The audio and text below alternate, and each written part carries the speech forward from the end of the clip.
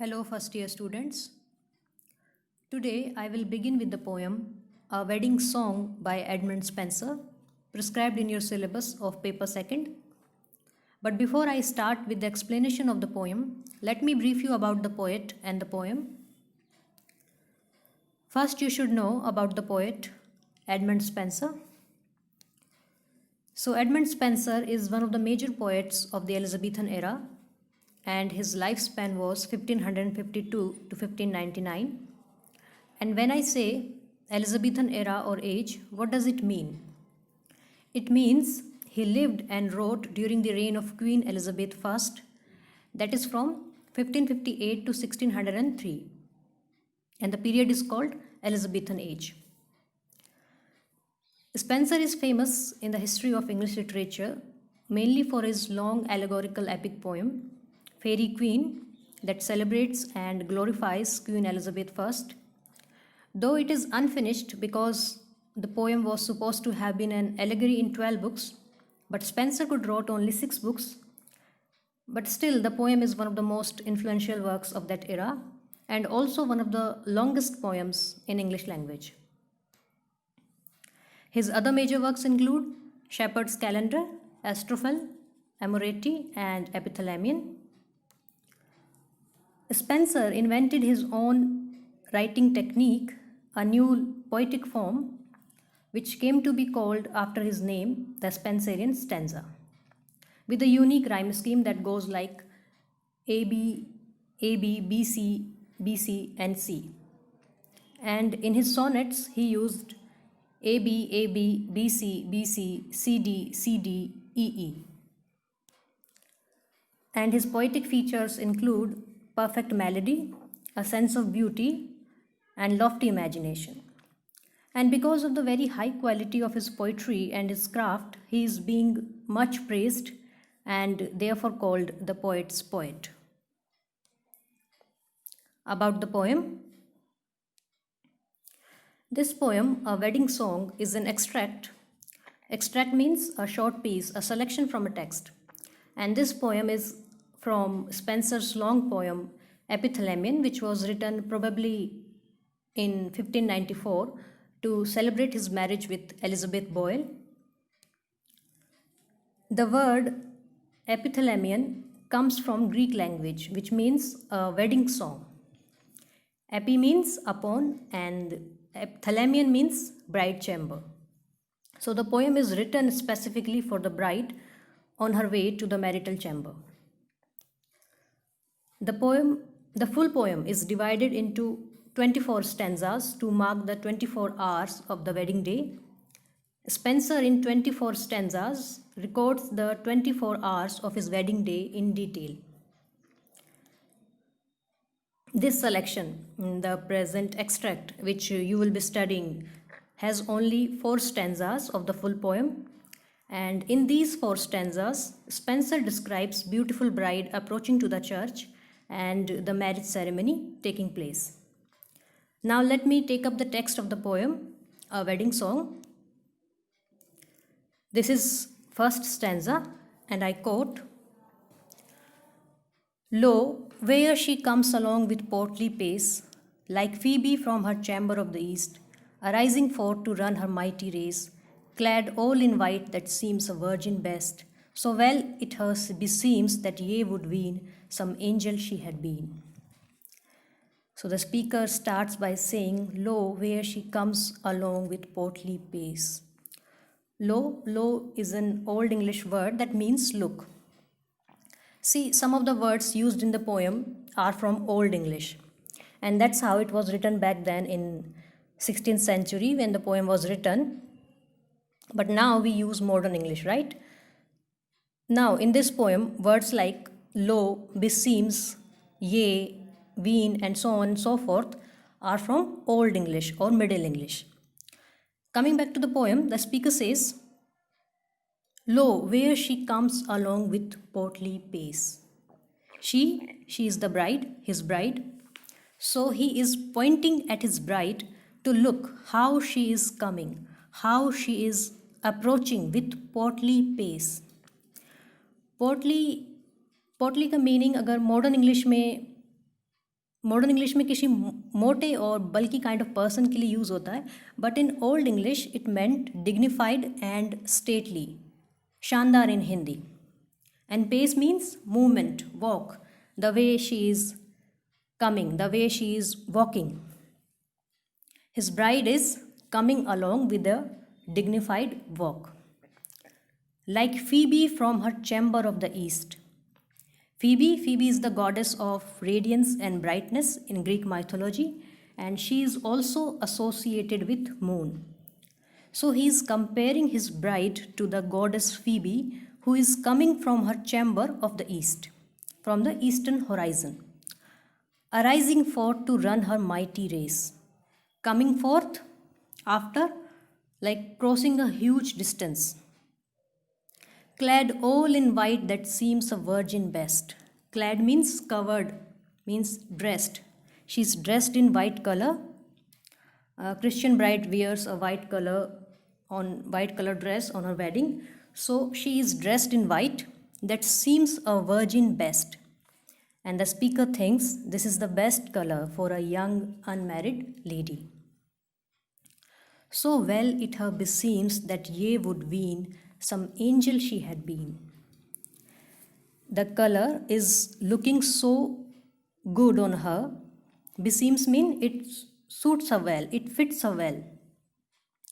That ye would ween, that you would think she is some angel she had been. You would think that she is not some ordinary woman. She is an angel of heaven and she is looking divinely beautiful. Her long, loose yellow locks like golden wire, sprinkled with pearl and pearling flowers atween, do like a golden mantle her attire, and being crowned with a garland green. Her long, loose yellow locks like golden wire. Note the use of alliteration here, repetition of l sound. Long, loose, yellow locks like golden. And he says, her beautiful long open locks means hair. Long open yellow hair looks like golden wire, sprinkled with pearl, decorated with pearls and pearling flowers atween. And a pearling flowers means interweaved flowers in her dress.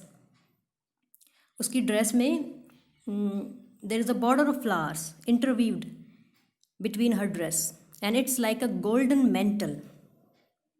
Do like a golden mantle her attire, and being crowned with a garland green, seem like some maiden queen.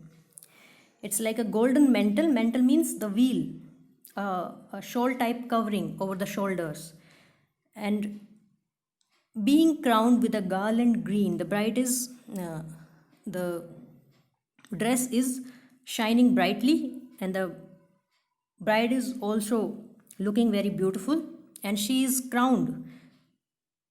She is wearing a crown of green flowers, and being crowned with a garland green, seem like some maiden queen, and in her appearance she is looking like a young beautiful queen. Her modest eyes, abashed to behold so many gazers as on her do stare, upon the lowly ground affixed are. Her modest eyes. Modest means someone who is shy and humble, and she is feeling shy to look up, to make eye contact. So many gazers. Gazers mean the people at the wedding who are looking at her, looking steadily at the bride. So many gazers as on her do stare, upon the lowly ground affixed are. The bride is feeling shy as so many people are staring at her, so she fixes her eyes on the ground. And this is a very common scene at the weddings, when the bride generally feels shy, embarrassed by people's eyes focused on her. So she is also embarrassed and she is also feeling shy. Nor dare lift up her countenance too bold, but blush to hear her praises sung so loud. Neither she can lift her face up. Her countenance means her face, her demeanor, but blush to hear her praises sung so loud. She is blushing at the praises she is receiving, but far from being proud. But she is far from being proud. She doesn't feel proud on hearing others singing loudly in praise of her. Natheless do ye still loud her praises sing. But the speaker says, you still should sing in her praise so loud that all the woods may answer and you echo ring. But the speaker says you still should sing in her praise so loud that it starts echoing in the woods, in the forests. Your words of praise for my bride and for our love should be so loud that one can hear it even at the forest. Second stanza.